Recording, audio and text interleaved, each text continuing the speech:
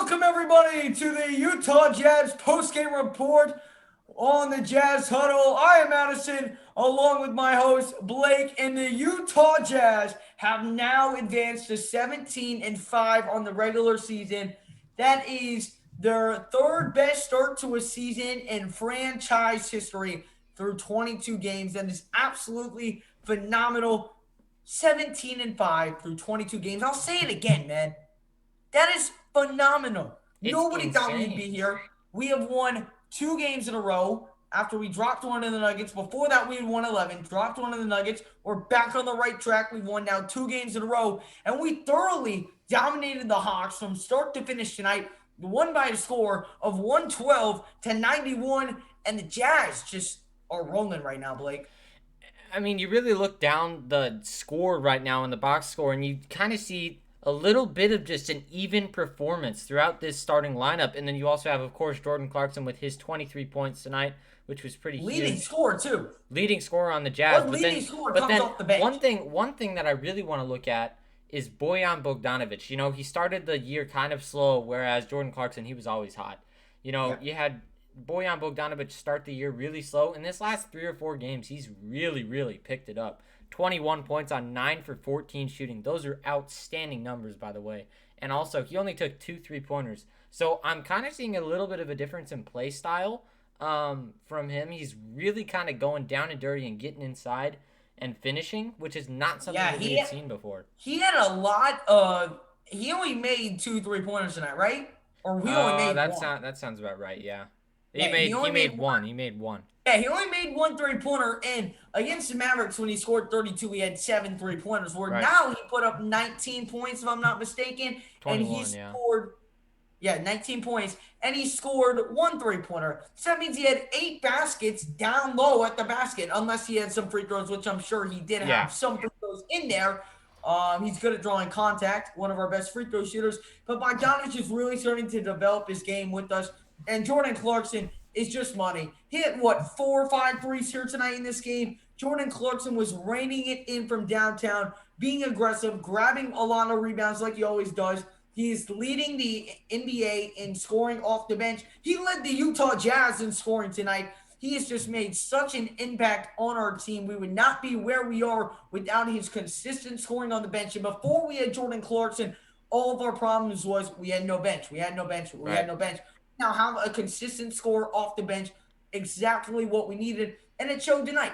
In a game where Donovan Mitchell wasn't his normal self. Mm-hmm. When a game where Rudy Gobert was struggling, when a game where Ingles never really got his flow going into the fourth quarter, you had a guy like Clarkson to step in and put up the big numbers tonight, along with Bogdanovich. Those two players played really well.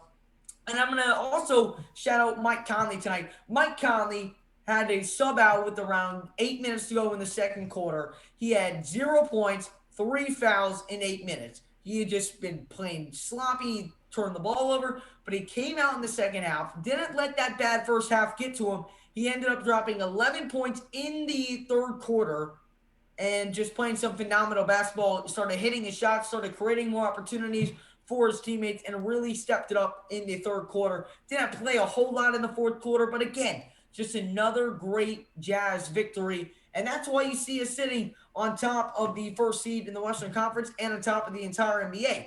And we're about to create some more space with that. But I mean, I do want to look at two things real quick.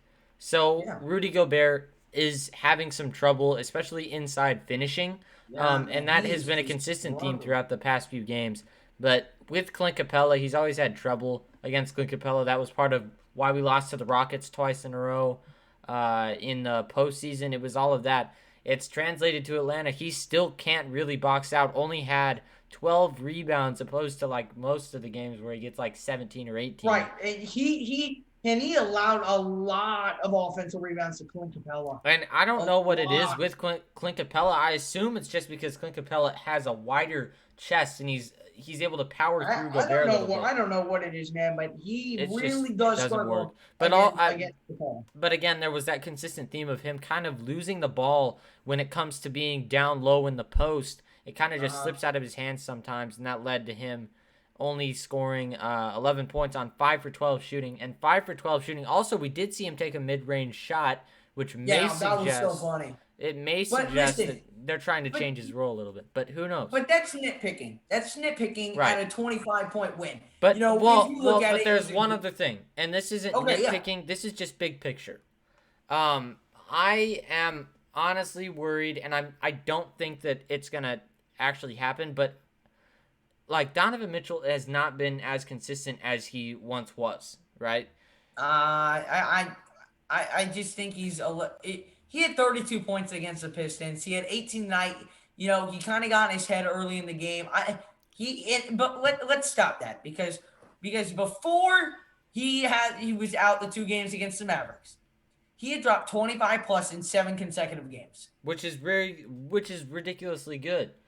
I am just concerned as a Jazz fan Sure. that he might not make the All-Star team. I think he'll make the All-Star team. I don't care if he makes the All-Star team. But I don't know. Listen, I care, but am I gonna go throw a temper tantrum? I don't care. We're first in the Western Conference. That's what matters. All-Star game, boo-hoo. I don't care. I don't care if no. Do I want him in? Absolutely. Would I love to see him play that weekend? Absolutely. Do I care to an extent where I'm gonna get all pissed off? No, I don't care because don't put him in the All-Star game. Okay, that gives him more fuel. You really think he's gonna? You don't think he's gonna take that with a grain of salt? No, I think that he would elevate himself. Part of me hopes he doesn't. Part of me hopes Conley doesn't, Clarkson doesn't, Mitchell doesn't, Gobert doesn't. I hope they all don't. I hope they all don't make the All-Star game. Because and I want him to be first in the Western Conference, not make the All-Star game, and just to see what we would be able to do then. Right. I mean, but that's also a double-edged sword because it also could come out and just screw them over. But it's like it's like a college team that gets snubbed from the NCAA tournament and keeps all of their guys. They most likely will go back and make it the second time. I think that's kind of. I'm not worried about that. I'm worried about I'm not worried about the whole All-Star game. Yeah. Let's just focus on what we have to focus on to keep being the number 1 seed in the West and NBA. Yep. And that is going to wrap it up for the Utah Jazz post-game report here on the Jazz Zone. If you liked what you saw, make sure to give this video a big thumbs up and hit that subscribe button for the best Jazz content here on all of YouTube. We will also be doing our for every Jazz game, we do a live play-by-play reaction with the live scoreboard, all that good stuff. We normally have like 100 people in the chat, so you can interact with us in the live chat. We will be live tomorrow at 7:50 Eastern time for the Jazz and Hornets. So subscribe, turn on that notification bell so you don't miss the live stream. Hope you guys have a great rest of the night. The Jazz win 112-91 and are 17-5 and number 1 in the NBA.